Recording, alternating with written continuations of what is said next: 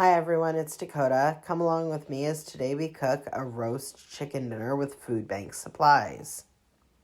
So for this, you'll need a whole chicken, which we got from the food bank, an onion. Now we use multigrain crackers from the food bank, but a quarter loaf of bread or like a third of a baguette will also work. Potatoes, we use 10 potatoes for today's meal. Red, Baker's, whatever you have works. Breadcrumbs, although these are optional, and they're really easy to make. I'll explain later in the video.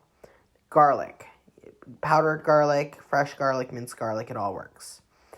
You will need barbecue sauce. Now, the onion powder and the Italian seasoning I picture here are optional. However, they do add some flavor to the potatoes. So to start with, we're just going to chop our potatoes up and put them in the bottom of the pan. I chopped 5 potatoes up and they all came from the food bank, so I'm having to chop all the bad bits off of them. But potatoes are really versatile. You can chop those bad bits off and they'll still be usable. So we're just going to go ahead and chop all these potatoes up into bite-sized pieces. It's really important to chop the potatoes up and layer them in the bottom of the pan. So now we're chopping up half our onion, and you're going to remove that outer layer of skin. And it's okay if, a little bit of the good onion comes with it. It's not going to be a big deal. And you're going to want to make thin slices into the onion.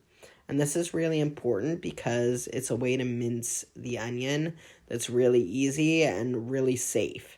So you're going to make those thin slices like I'm showing you now. And you're going to do them all throughout the onion.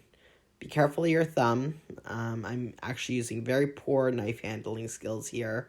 So just be careful and make sure you don't cut your thumb off. I'll be doing another video shortly of some proper knife handling skills. And then when you're done making those thin slices, you just want to cut into the onion in very thin strips to get that mince. So now for the stuffing for the chicken, we got these multigrain crackers from the food bank that we're using. However, if you want to cube up some bread or tear off hunks of a baguette, that would also work. I recommend using stale bread. We're going to put half the onion that we minced up into the bowl. And make sure that, you practice safe food handling. We're going to get our hands dirty, so wear gloves, or if you can't wear gloves, wash your hands. We're going to put some minced garlic into the bowl. I get the big jar of Kirkland minced garlic because I go through a lot of it. It's only $13, and I figure, for that amount of money, I could get how many garlic heads? So it makes sense in my household. Now, this is where the barbecue sauce comes in. I'm using the Bullseye chicken and rib sauce, again, from the food bank. Now, barbecue sauce is a very versatile thing to use. In fact, any sauces are very versatile to use because they already come with all the spices. And now I'm just adding water to the bowl to rehydrate those crackers. You're going to add water if you use bread or baguette as well. You're just going to use less. Typically, I recommend about a quarter cup to start, and then if it's still too dry, add a little bit more, but really just go by feel. You want them soft but not soggy.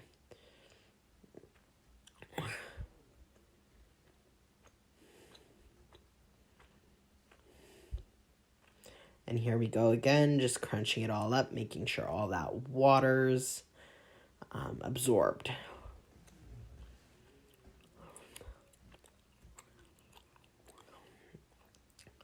Now here I'm making the sauce for the top of the chicken. So I microwaved a tomato for about 2 minutes, and as a result I was able to get the skin off, and now I'm just going to mash it up. And mashing it up really gets all the juices out because it's the juices we want and not the pulp. So you can see I removed the pulp from the bowl, and I'm left with all the juices from the tomato. And that's what we really want, is all those juices, because those are what's going to give us our flavor for the seasoning for the chicken.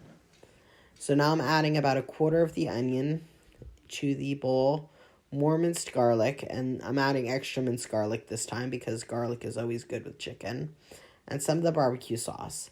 And I add a little bit now, and then off camera I add a little bit more because it doesn't taste quite right.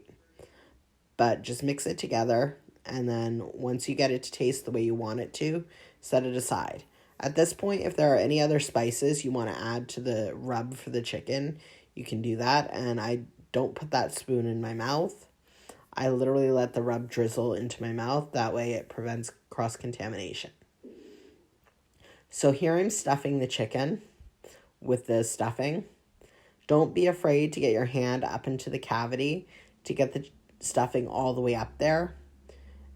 And really pack it in there. You can get a lot of stuffing into a chicken's cavity. See how I get my hand like all the way in there? You want to do that. Like, don't be afraid to like touch a chicken. And if you are afraid to touch the chicken, well, then I recommend gloves. I use gloves in my cooking. Like, I try not to purchase them. Right now, the gloves I'm using I actually stole from Home Care.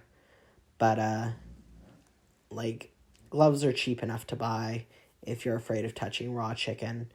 Now we're going to use that marinade that we made to rub half the chicken down with it. I'm only rubbing half the chicken because one of my roommates who I'm cooking for does not like tomatoes, which makes no sense because she likes ketchup and she likes barbecue sauce, but she doesn't like raw tomatoes. So I'm going to do half the chicken in this tomato mixture, and then in a couple minutes we're going to make the rub for the other half of the chicken. So I'm just using the fork to sort of get it like generally over the chicken.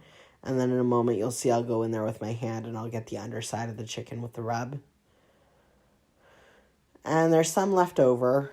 Don't worry if there's leftovers. You can always freeze them. I think we actually ended up throwing these out because the cat got into them. But rubs are really good to freeze, and then you have them for a future date. See, as I go in there, making sure that the entire half the chicken's covered. It's almost like an art form. I feel like I'm finger painting.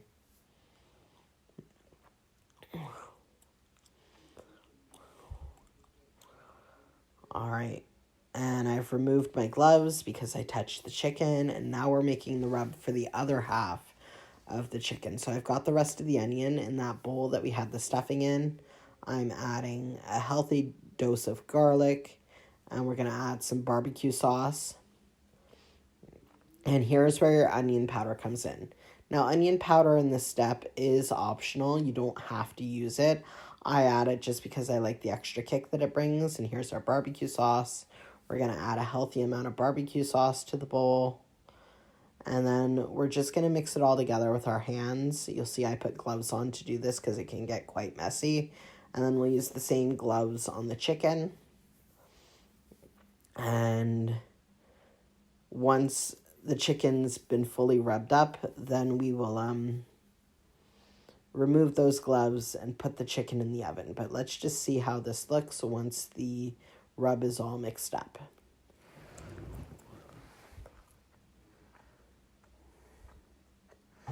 Yeah, my hands are sticky from sweating from the other gloves. That's why it took so long to get them on. And I want to say a big shout out to my friend Maddie, who did all the filming for this video because I don't have a tripod as of yet. But I'm just getting that rub on the chicken right now. And I think I used all the rub for this side. I made just enough. Yeah, I used all the rub. So here I am putting the chicken in the oven at 375. It stays in there for about an hour uncovered. And then my roommate was kind enough to come out and cover it because it started to burn. And we cooked it for about another 45 minutes. After that, we turned the oven off and let it sit for about 20 minutes while the potatoes finished. And then it was basically fall off the bone at that point, and it was super yummy.